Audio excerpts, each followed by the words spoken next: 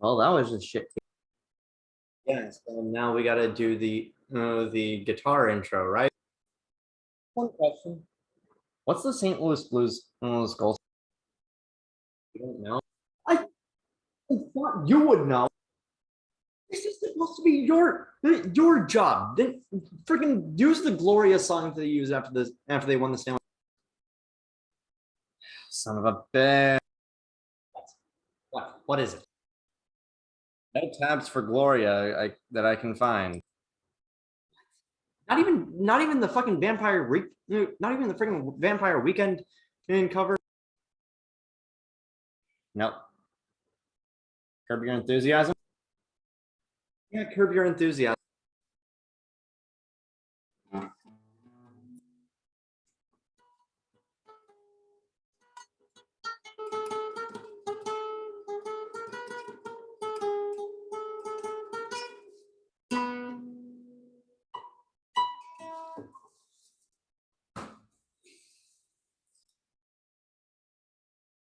Really did not like that game.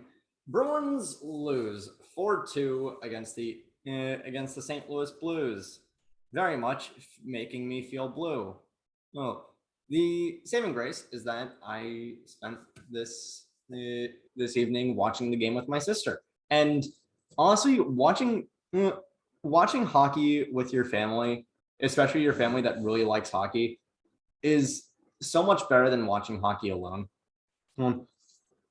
Um, but wow, what a crap game. Let's start off with the fact that that Pastrnak, Lindholm, and now Grizzlick are all injured. So great, we're missing our two best defensemen that aren't named McAvoy.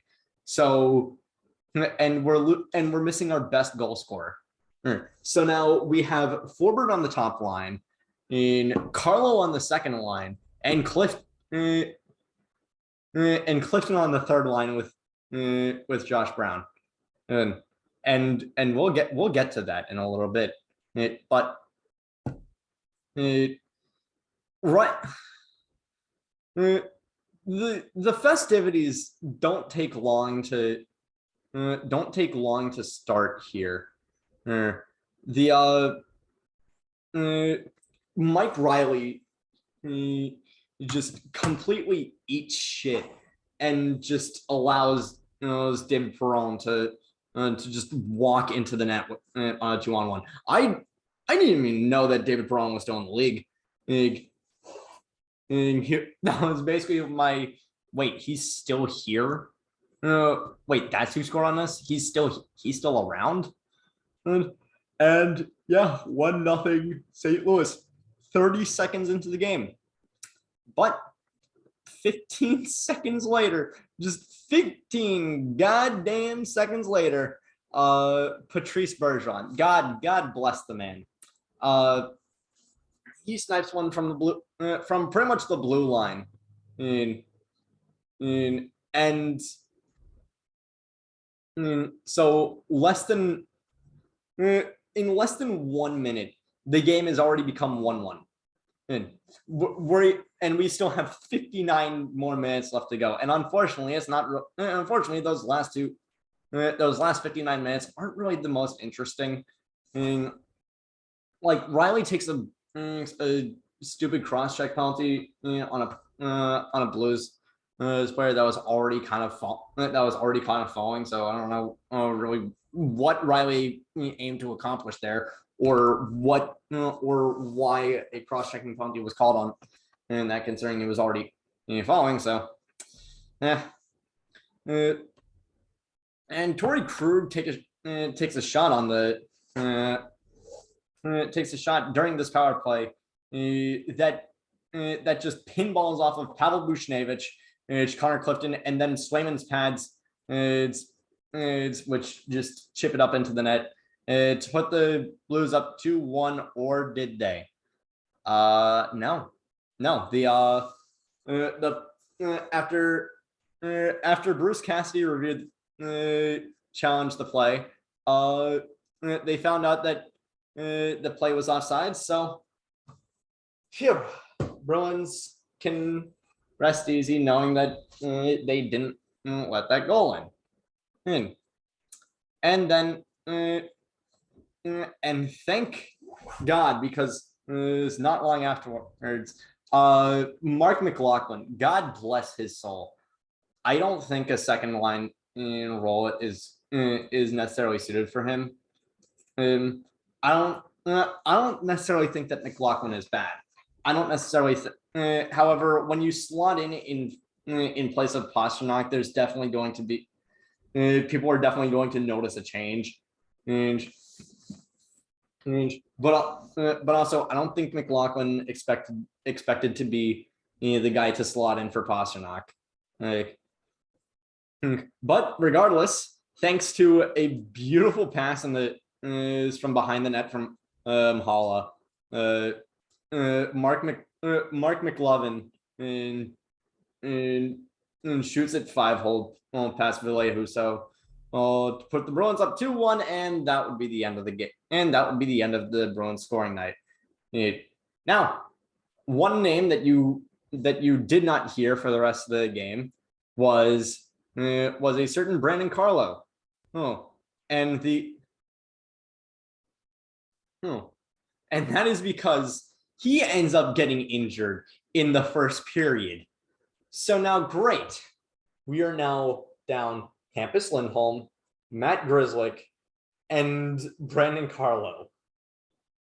And the thing that makes this even more painful is that Mason Lohrei is that the Bruins' best defensive prospect now, Mason Lohrei, has said, "Yeah, I'm going back to Ohio State for my sophomore year." Fantastic for him. Proud of him. I'm glad that he's valuing his own. I'm glad that he's valuing his personal wants, needs, and ambitions above that of stupid Boston, above that of just Boston fans, and I mean, athletes are people too, but also just like, I love you, Mason, but goddamn, we could really need you. We could really need you, because now we're down to freaking, who is it? We're now down to Charlie McAvoy. We're down to Connor Clifton. We're down to Mike Riley, and we're down to freaking, who is it? Josh Brown. Now I got up to go get dinner with my sister at the start of the first period because we don't want to listen to Sofia Jurčinović. We come back. Bruins are on the penalty kill because of Connor Clifton committing delay of game. If anyone can provide me a decent reason as to why Connor Clifton is still on payroll, I will stream. I will make the next episode butt ass naked. I will do that. You have my word. You have my word that I will do the next episode completely naked. If someone could give me a decent reason as to why we still have Connor Clifton. But the Bruins 2 goals tonight through it's not that we didn't get 2 goals. It's not that we didn't get more goals from lack of trying. Holy crap. Teeny Popper's line gets so many good opportunities. The entire bottom 6 had so many good opportunities, but Ville Husso was just one step ahead of them. Or they were just caught off guard, or Ivan Barbashev wants to have a go with Nick Foligno, and or Trent Frederick decides he wants to cost us a fucking wants to put us on the penalty kill, and oh my god, Torrey Krug is just completely dangling our defense because we forgot to protect the middle, and great, we're now down 3-2. By the way, happy 31st birthday to Torrey. Love you, buddy. Wish you were here. But also we wish you weren't here because goddamn, that hurt. that hurt. We wish you were in Boston on Boston, not in Boston against Boston. And so that ties up the game. And then Connor Clifton does the Connor Clifton special and completely overcommits. It's to one side, allowing Vladimir Tarasenko to be wide ass up, just fucking.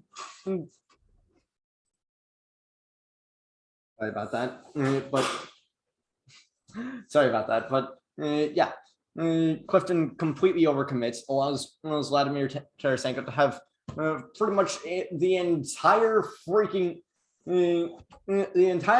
garden and wide open. Just get your friends together or get a freaking party going on center ice, is because there's absolutely no one around, and that ends up being the 3-2 dagger. Also, end of the second period, and then somehow the third period ends up 7 minutes just seem to completely evaporate. It's you don't realize how quickly time fades in hockey until there's like a long stretch of no whistles, because I swear just 7.5 minutes just poofed out of thin air. Matchbox 18, Rob Thomas just completely screens Mike Riley to where he's like, what the hell is happening? Oh, I'm now behind the play. Tarasenko and Vucinovic are pretty much going 2 on no one, and Tarasenko is now just wiping his ass on center right. Is Bruins pull Swayman. Nothing happens except Robert Thomas just completely misses on an empty on a point blank empty net. It goes over the net. This team, I don't know what to say anymore about this team, other than I'm just happy that we're playing the Senators next game. And I swear to God, if you make me play Song 2 by Blur, I am going to smash my head through this fucking guitar. You're not going to make me smash my head through that guitar, because not only is that the only acoustic that I have, but also it's a 50-year-old fucking guitar. I'm not going to destroy that. And also, Guthrie Guitar Works. I love Woody Guthrie. Tear the fascists down. But I don't know. It's even hard to blame the losses on injuries, because thankfully Metal Bruins Patriots oh my at Bruins on Twitter, in the comments of the Bruins Twitter account, just putting out the final. He explains, since March 1st, the Bruins are 2-3-1 versus teams within the current playoff structure. Since January 1st, they're 8-9-3 since against teams in the current playoff structure. From October to December, they have a .460 winning percentage on the against teams in the playoff structure. On the year, they're below 500. Carolina and Florida are both over 620. And so it just makes me wonder, is this team just going to be a bottom feeder of the playoffs? Yes. Are they only here because they won against, because they decided to win against teams that sucked? Well, that doesn't really make sense, because this team beat the Avalanche handily. But also it does make sense because they completely shit the bed against against their past 3 games against teams in the playoff structure. we could have clinched, and to me, and let's not forget that the Bruins could have clinched in this game. They could have, if they had won in any fashion, and the Islanders had lost in any fashion, and Bruins would have clinched playoffs at this point. Or if they lost in overtime and the Islanders lost in and the Islanders lost in regulation. Bruins would have clinched the playoffs tonight, but they didn't. They didn't because this team, because even though we're down 3 of our 4 best defensemen and our absolute best goal scorer, the depth has to step up. Coyle, you're such Charlie Coyle. I love how good of a puck handler he is, but if the entire bottom 6 can't finish, what are we doing? And it doesn't help that the third line in St. Louis has been one of the most productive in the entire NHL. And just maybe just don't give me hope. Don't give me hope that this is going to be a good end for the Bruins. But maybe this will be a good end for tonight's episode. Thank you all so much for watching. Quick like if you like, quick subscribe if you like. Down below is the GoFundMe is my TikTok, the GoFundMe for Jake Tebow's recovery, and the GoFundMe for a family trying to escape Texas because it's Texas. Yes. Tell your friends that I am tell your friends that sometimes injuries aren't an excuse.